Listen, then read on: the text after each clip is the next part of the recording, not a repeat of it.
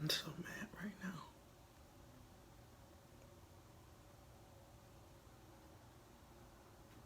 I'm so mad, bro. Like, I'm so mad.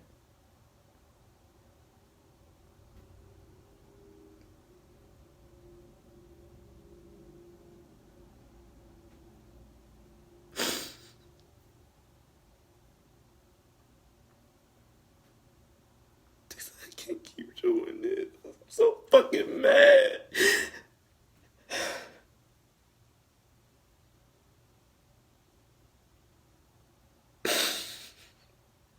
I'm so mad. Doing all this struggling for what, bro? Like, I'm so mad.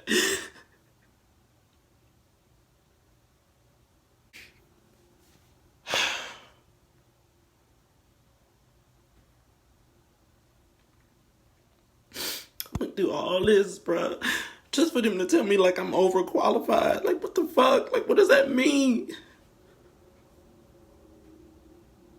Now I'm still at fucking round one! I hate this motherfucking job. I hate this motherfucking job. I can't keep doing this. I can't keep doing this. I'm so fucking mad. All this for what, bro? All this for what? I'm calling people, ain't nobody fucking answering.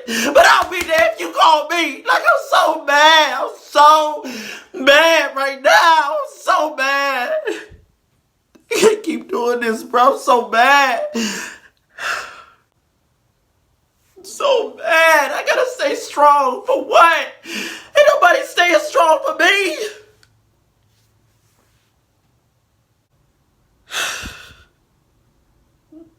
Keep doing this, bro.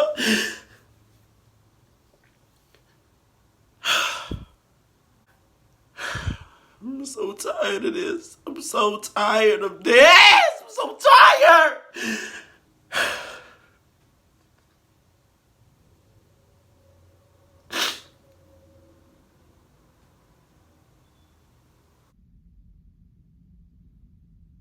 Wow. It's a hell of a way to start a video. So let's just dive into it and dissect it, shall we? You may call me Noel for short.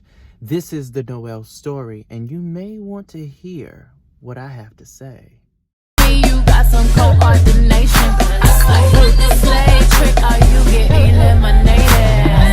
When he fuck me good, I take his ass to Red Lobster. You're not ready.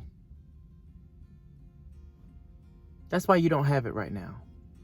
That's why that dream has not come true yet. That's why your ambitions, your goals, and everything that you put into it seems to be pointless because you're not ready. Do you honestly think God will bless you with the gifts, with the blessings, with the dream that you wanted, and then sit idly by as it slowly turns into a curse?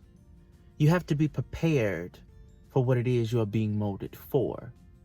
In that video that you just saw, I had tried every single thing I possibly could to make that dream come true. I even tried to pick up 3 different jobs. Yeah, 1, 2, 3 different jobs. And guess what? None of them pertained to my gift. None of them pertained to my talent. None of them pertained to what I went to school for. I was wasting time. I was sitting here thinking that I was helping myself by getting extra money, getting paid, doing this, doing that, going the extra mile so that way I could invest into my gift when I never was investing into my gift because I was so busy being pulled in different directions that had nothing to do with my gift.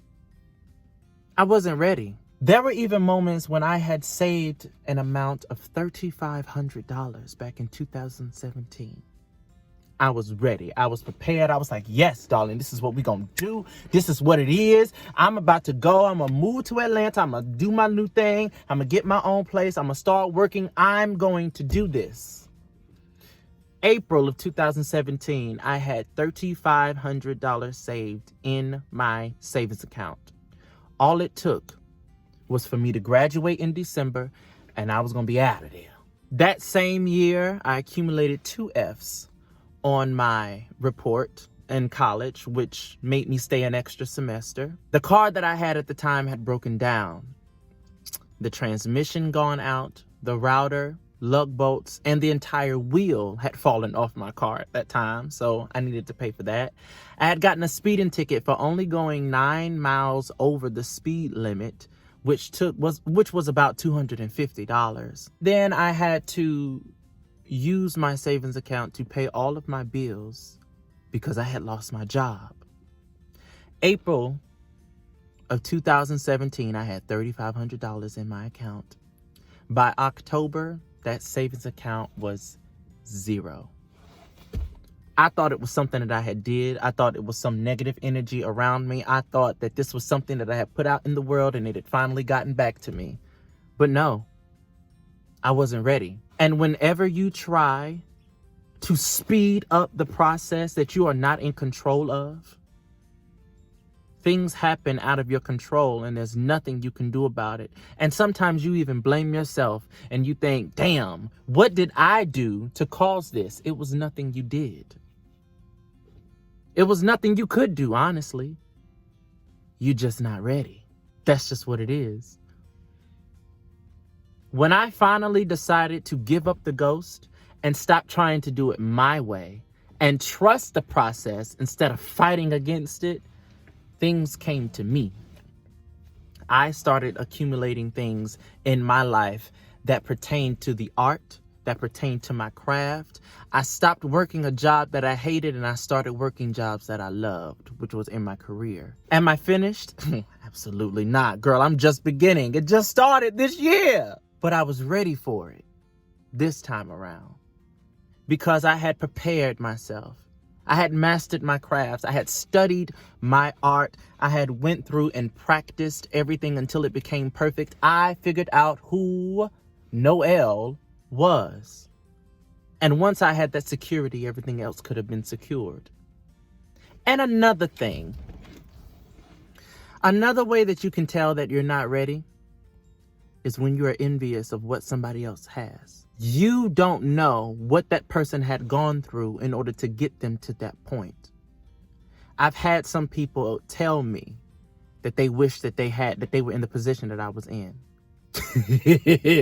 I've actually had people tell me that, oh, I just wish I could just be just like you.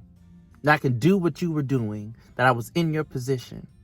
Well, I want you to think about this the next time. The next time you want to be in my position, I want you to think about this. I want you to go through your entire middle school year thinking that you are an abomination because, number one, that is the church that you grew up in that told you you were.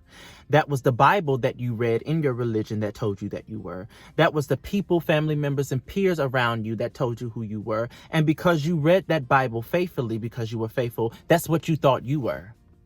For years, an abomination, a non-existent form that was a spectacle of disgustingness in the eyes of God. Yes, I came up with that word, disgustingness. Get into it. Expand your vocabulary, girl. Then after that, I want you to get teased. You need to be bullied for a few years. You need to get into fights weekly with other people who didn't see it for you because you had a gift that they could not understand. Then after that, I want you to try to commit suicide twice. I need you to attempt suicide twice. Then get into high school. Yes, this was all before high school, darling. All before high school. Then once you get into high school, you have an identity crisis at 15 years old. You're all alone by yourself. You don't know how you have the friends that you have. And then the friends that you thought you had turn their back on you. You finally come out and then you try to be true to yourself and all of that stuff. Then once you actually get a firm grasp of who you are, you need to be ostracized. Thrown out of the groups that you thought you will always be in forever.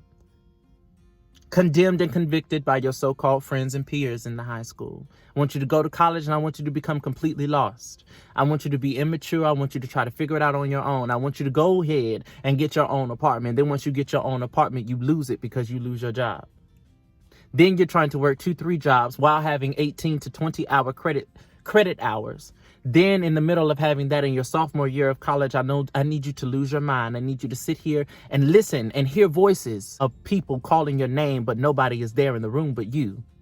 I want you to go through a midlife crisis where you call somebody's phone and nobody answers, where you literally mentally break down, crying in tears, have no idea what's going on. You call a friend that always said that they would be there and then they're not.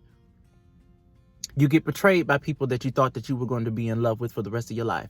You lose your 6-month-old nephew while you're trying to prepare for a show. Thrown out of churches, thrown out of tribes, thrown out of your own denomination, thrown out of the mindset of what you thought was going to be your solstice for the rest of your life. No.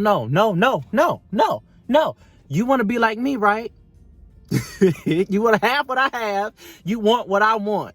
Then you have to go through what I go through. The point is, until you have endured what I have endured, until you have felt the pain that I have felt, you cannot possibly have what I have, do what I do, and be who I am. Because can't a bitch do what I do? Yes, ma'am, Flame Monroe. I tell you this because you need to learn how to be yourself. And if you spend the rest of your life envying somebody else and what they have, when you don't even know what's going on in their life, and you don't even know what they had to do to get through it, what they had to go through in order to get to the point that they're at now, sweetheart, you're not ready. Get to know yourself.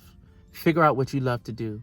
Figure out why you love doing it. Then once you learn how to do that, fall in love with you. Figure out your do's and don'ts, what you will and will not like, what you will and will not appreciate, what you will and will not accept. That's the first step. Second step, girl, I need you to figure out how to meditate. I need you to figure out how to sit with yourself and like your own company for a little while, bitch. You don't need no man. You don't need no woman right now to fulfill everything about you.